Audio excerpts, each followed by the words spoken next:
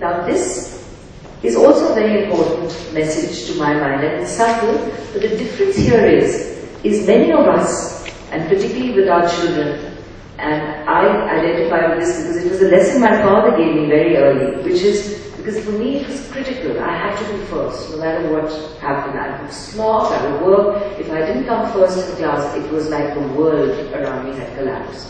And the lesson that I learned very early from my father was, did you do your best? So if I had come first and had not done my best, that was not good enough. If I came third in class but had done my best, that was much better. And I think that is the distinction, that to get your kids to recognize that are you doing your best? And the result is what it is. You may be in a class with very clever children, you may be just doing subjects which don't suit you, but at the end of the day, if you are working to your full capacity, and the results will follow, whatever they be, and hopefully they will be good if you've really given it your all. So this lesson of do your best, no matter what, and leave the rest to time, leave the rest to the result as it will come. And then, just on leadership, and many of you have put your hands up, so you have others who work for you. I just, like to think of leadership as a quality that drives effective management. Whether you have 2 people working for you or 30,000, I don't think there's one solution or one book. In fact, I think the way my own leadership style evolves, and it's different with different teams of people, because different people, different age groups, different parts of our company are different. So it really is about having different styles, and you have to work this out as you go. So, what is leadership? It's not a product, it's not a process, it's certainly not about those who make the most noise. So, it really boils down to being a philosophy which stays with you for a lifetime, and it has many traits in it.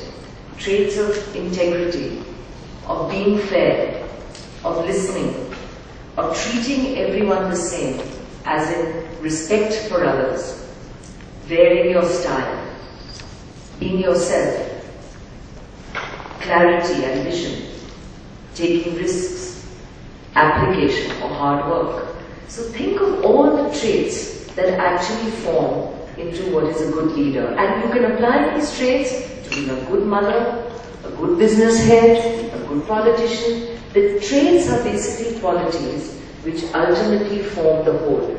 And I think you have to think about what those qualities are that you feel are important to you. And that is what creates the whole you. I would add that in spite of all the change around us, and I started by saying we are in times of turbulent change and lots of things keep changing as a result, we should decide upon some of the things which we won't change. And one of those has to be your core values. So what are the core values I will embrace through life which will not change? You take your time to decide what these are, but once you do, you don't compromise on them. And I think integrity is one of those.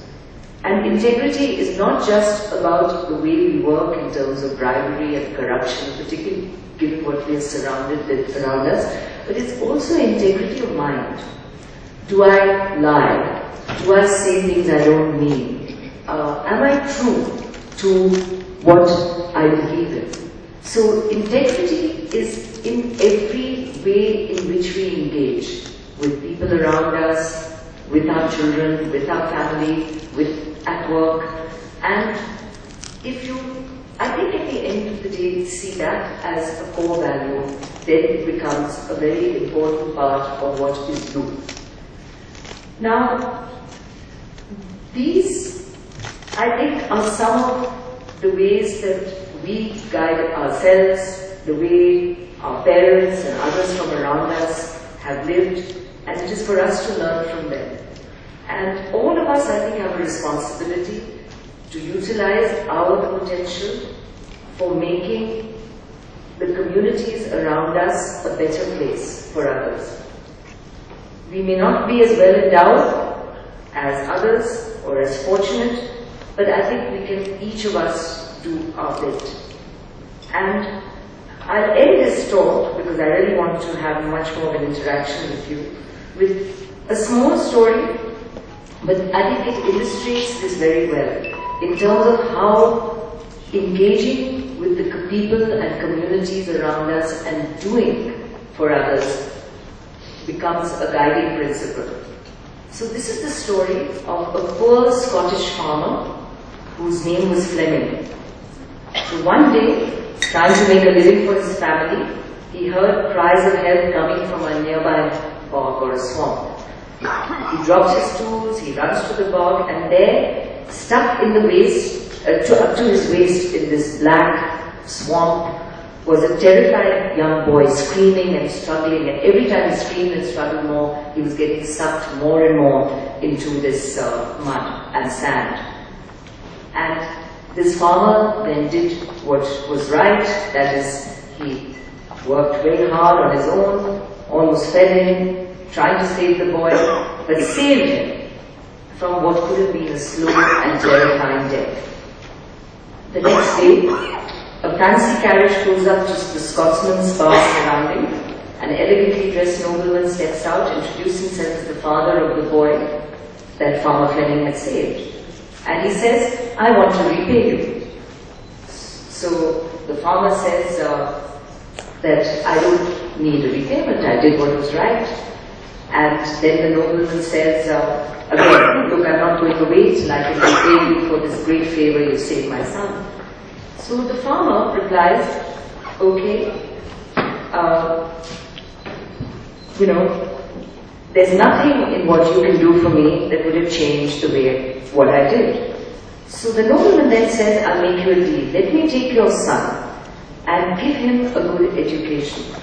If he's anything like his father, namely the farmer, he'll grow up to be a man you can be proud of. And that's what finally happened. So in time, Farmer Fleming's son graduated from St. Mary's Hospital in London, went on to become known throughout the world as the noted Sir Alexander Fleming, the discoverer of penicillin. Years afterwards, the nobleman's son was stricken with pneumonia. And what saved him? Penicillin. Exactly. And this is not the end. The nobleman's son also made a great contribution to society. For the nobleman was none other than Lord Randolph Churchill, and his son's name was Winston Churchill. So think of how lives get interwoven, and how one good deed ended up in a repayment. The nobleman could have just ignored the farmer, never gone back. He went back with a strong sense of, I want to help this man. And what he does ends up saving his own son in time from a tragic death. So what you've got here is, you know, a lesson. I'm not for a minute suggesting that we do in order to get something in return. But I do think the return comes. It comes in large dividends, in some way, somewhere, maybe even in a next life, but it comes. And I think that too, for all of us, particularly in a country like ours, where there are many who need help and support, is something which can be a very important principle to live by. So I'll end by saying what brings all of this together, and I'll call it the ABCD to make it easy of sort of guiding principles. I would say A is about ability, and ability is recognizing what you have and performing to full ability. But with one word of caution, and this is one of my sort of guiding principles, Maha Stavira Sangarakshita, which means to learn what we do not know is the beginning of wisdom. So no matter how much you have studied, believe me, what you studied is never enough, because you have to keep updating your learning. And you're never too old to study and to learn. So you treat life as a learning every ways that you go, in everything that you do. And that ability is what needs to be at the core of it. You have to keep empowering that ability through continuous learning by recognizing what you do not know. The B, balance. And Churchill said, success is going from failure to failure without losing your enthusiasm. How do you use your failures to ensure that you don't lose your enthusiasm? To stay balanced. The C, I would say, is confidence. Believing in yourself, believing you can do it. And in fact, I have a quote here for you, which is the height of your accomplishments will equal the depth of your convictions. So the more you believe in yourself, the higher you achieve in terms of accomplishments. And the D is determination, where Thomas Jefferson actually said, I am a great believer in luck, and I find the harder I work, the more I have of it. So often we look around us and say someone's lucky, but it's not just about being lucky. It's often about the fact that there's a lot of hard work that has gone into appearing to be lucky. So, work hard, work intelligently, and I hope that at the end of that, we all end up achieving our true potential. And believe me, for those of you who are both young in age and young in heart, these lessons are lessons which have been gleaned by someone like me over a long time.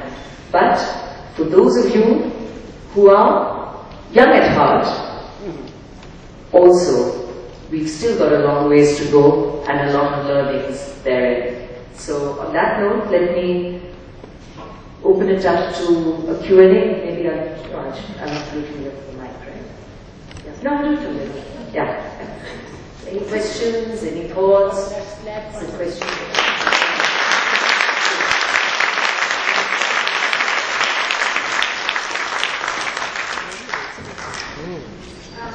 It is more a request than a question. Yeah, do introduce yourself for my benefit. Oh, I'm Naina Sahai, member of Flow.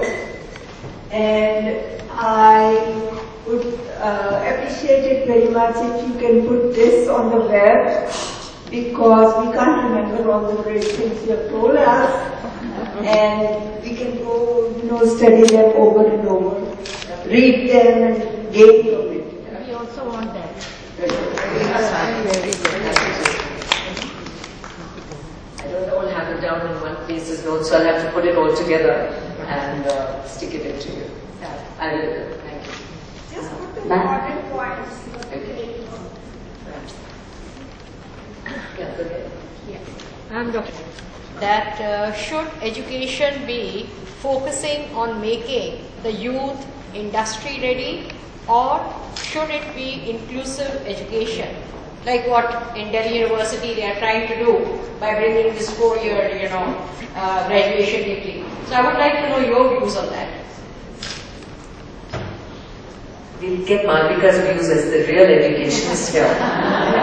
But I think if the question is, what is our guiding principle for education going forward, I think it's very important for us to be outcomes based.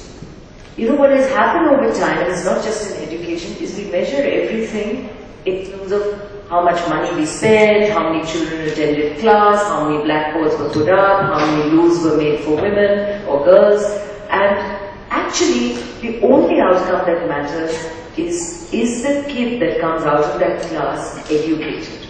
So if we set the measurement of that outcome right, and that is that the kid that comes out of the class, and that's what Tests for All is about, is able to pass that level that we have set of being educated, then the whole focus should really be on how we define that outcome.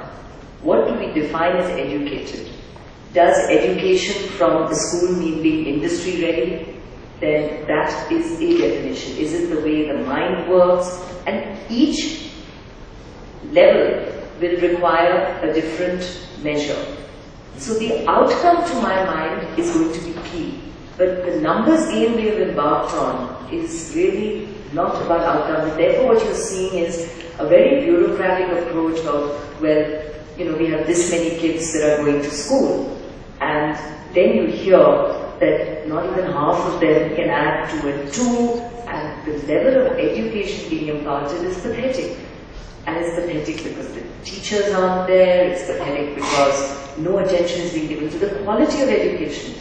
So I think defining the outcome is important, and I think that's where communities have to come together to define the outcome. Some of the most, well, effective community education programs that work is, say, where the surrounding village, or it's usually at the village level that there's a real challenge, is where the village got involved in the choosing of the teacher and the evaluation of the teacher, or even paying for the teacher. So some of the NGOs that have been successful actually ask the village to contribute to the price of the teacher.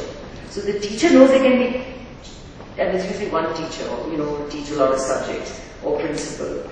And that person can be chucked out at the behest of the community because they are delivering or not delivering. So it's about accountability.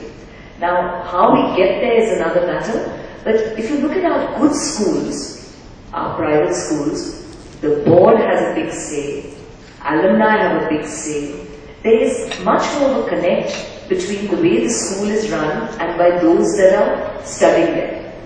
Sometimes we put it down to the politics of the alumni associations and all as well. But I think by and large, as long as that connect is there and the accountability is there, you get a better school than if it is a government program which is about teachers showing up and checking an attendance register and then knitting through the class. So I think we have to look at the way we define that outcome. I hope this answers it in terms of the principle. So my view is, we do need kids who at the end of the day are good for something. Industry ready is only one thing. There you need more teachers, you need kids who could be, you know, plumbers and electricians, so this whole skilling and vocational program